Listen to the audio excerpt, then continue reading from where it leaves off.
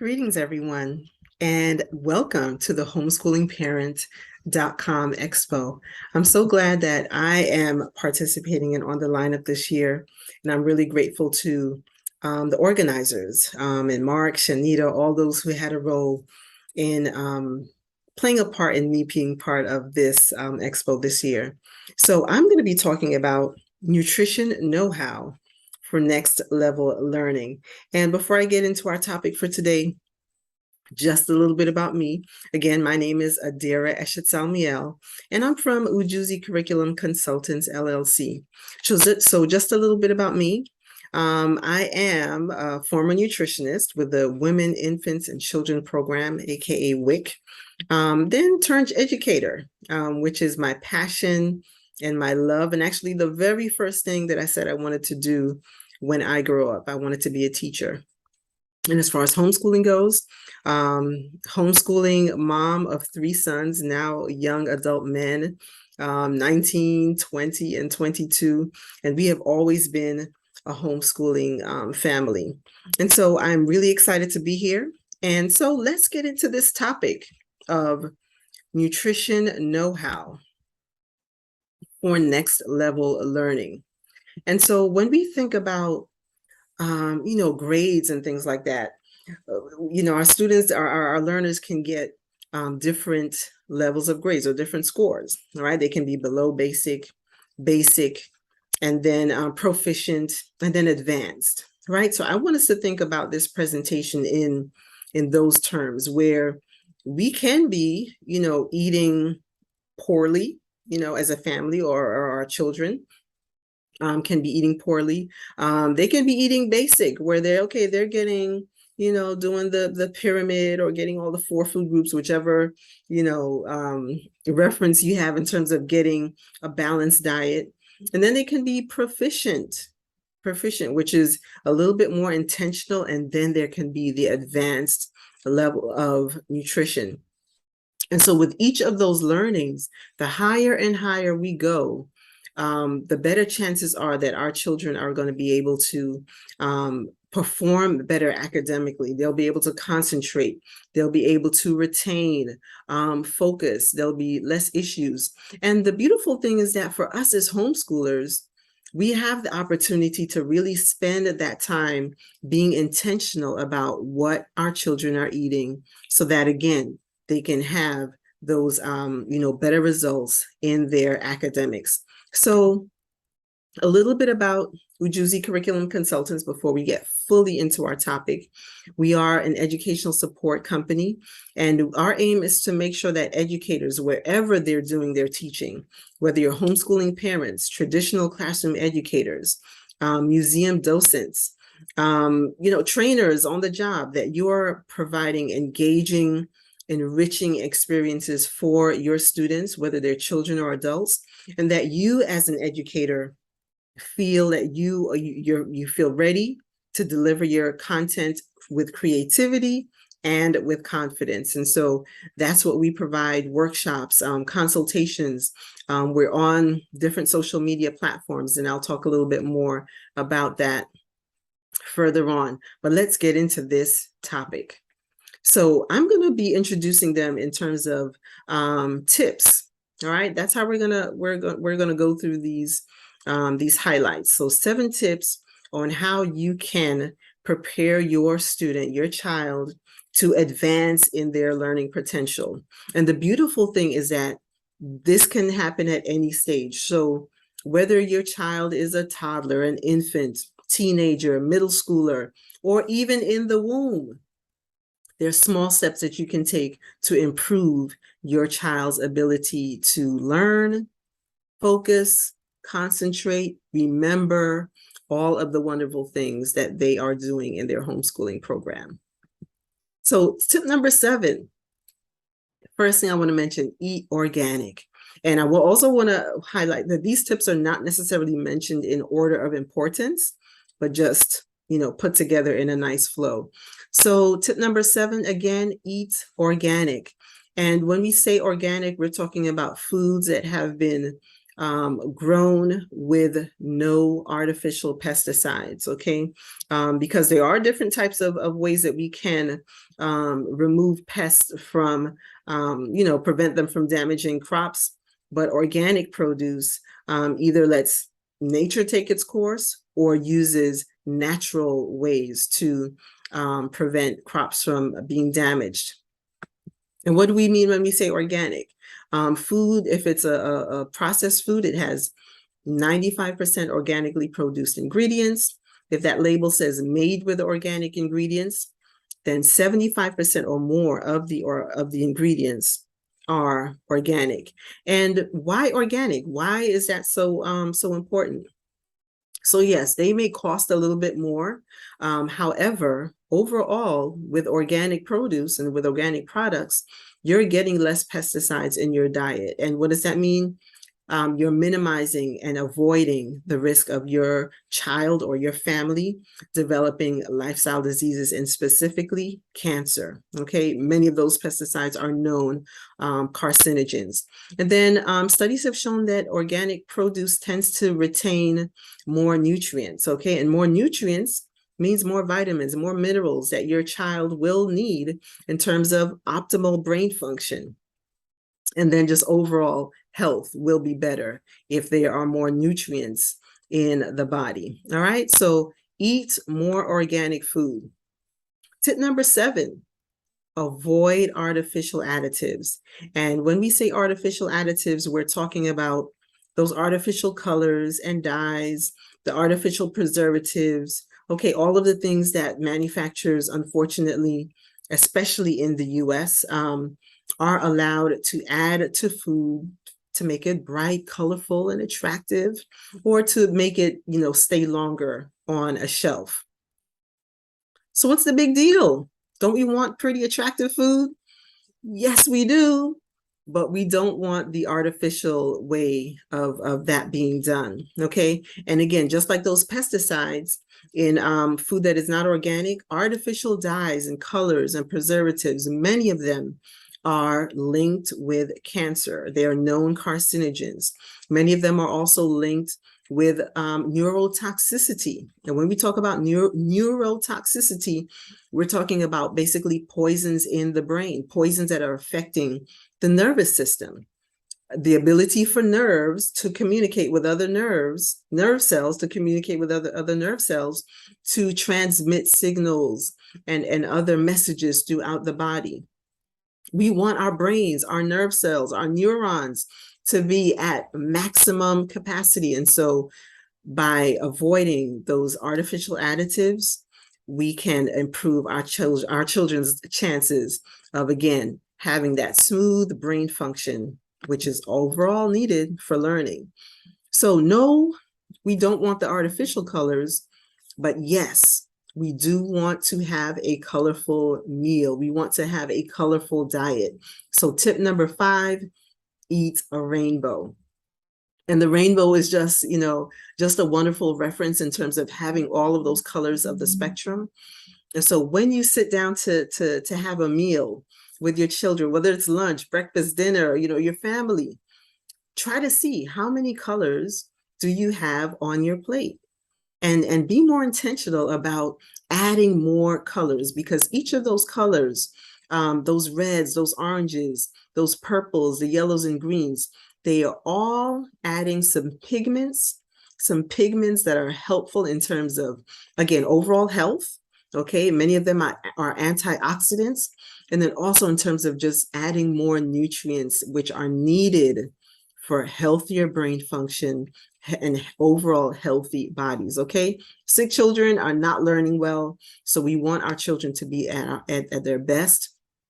So that red lycopene in tomatoes and peppers can actually help our bodies and help your children's bodies to perform at a better standard, as opposed to, just having a monochrome,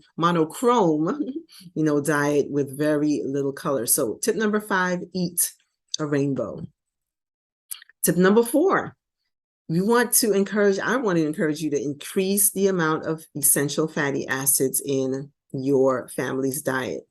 And a lot of times fat gets a bad rap. Okay, we're always encouraged, watch your fat, not too much fat, eat some low fat foods. However, we do need fat for a healthy, balanced diet.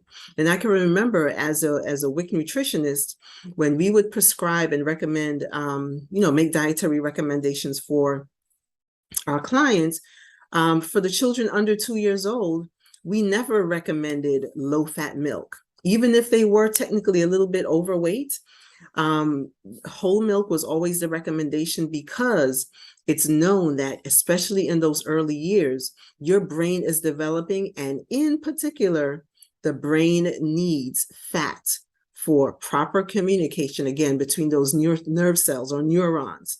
Okay, so your omega-3s, omega-6s, omega-9s. And it's also been shown, many studies, and there's conflict over it, but many studies have shown that even for children experiencing ADHD and being somewhere on the autistic spectrum, that there have been improvements in their learning challenges by just increasing the amount of essential fatty acids in the diet. So don't cut out all the fat. Just make sure that you're having healthy amounts of fat and the right type of fat. And here's a little close-up look at a nerve cell, aka a neuron. So we have the dendrites that are receiving information and receiving stimuli from other cells. That message will go through the body of the cell and then go out through the axon, which is then going to connect to either another nerve cell or maybe a muscle to pass that message or that stimuli along. And if you notice that this axon, it's coated, it's a little thicker, and it's coated with what's known as a myelin sheath. And that myelin sheath is made of, you guessed it, fat. So the less fat in the diet, the worse off, or the less coating for each of those neurons, and that will impact in a negative way the cell's ability to communicate and to pass along messages with other cells and other muscles. And we see this in various neurological diseases. Okay, so don't cut the fat all the way out. Just make sure that you're having a healthy amount and increasing those omega-3s and 6s and 9s and having those in a healthy balance. All right, tip number 3, eat breakfast. All right, your children have been asleep for 8, 10, however many hours, and their brain has been operating on stored energy. Okay, so when they get up in the morning, it is really, really important that they break the fast, have breakfast. Okay, but not just any type of breakfast. You want to make sure that there's a nice combination of things like complex carbohydrates, some fat, some protein in there, not just foods that are sweet or have high amounts of sugar.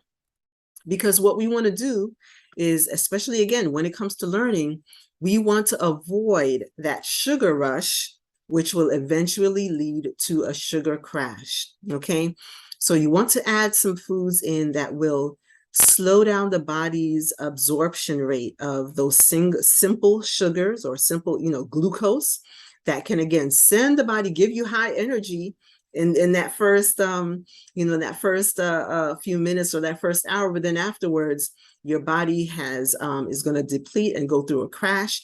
And we don't want our children crashing when they should be learning or taking an exam, or taking a quiz, or participating in an activity that requires a heavy deal of concentration. So not all breakfast meals are created equal. So you want to make sure, again, that along with those carbohydrates, there are some fat, some proteins to, again, slow and give the body an ability to evenly absorb at a steady rate all of the nutrients that are coming in. All right, so tip number 3, eat breakfast. All right, so now on to tip number 2. We just talked about sugar a little bit.